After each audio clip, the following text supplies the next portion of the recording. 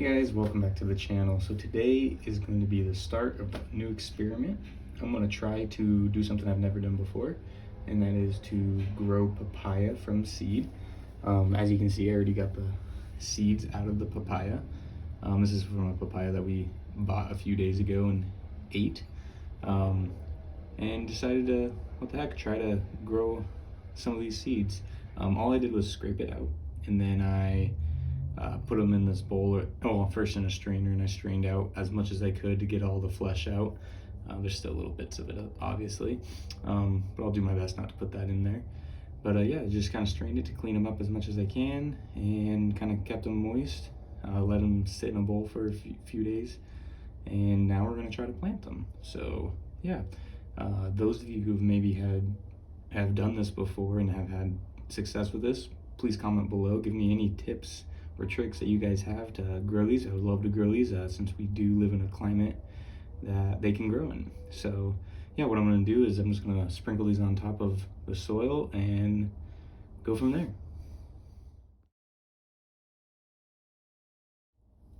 All right, so I got as many of the seeds as I could in the soil. I still have a little bit extra, so I'm gonna have to do a couple more of these, but we'll do that after, here in a minute.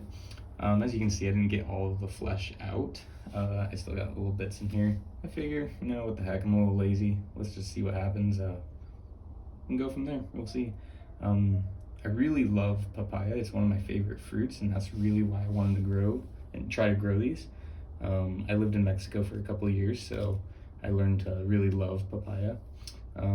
Anyways, next thing we're gonna do, we're gonna sprinkle the tops of them and cover them with some more potting mix.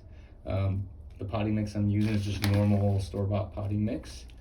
Nothing special about it that I know of, at least. Cool. All right, now that we got that all done, it's gonna be time to water them.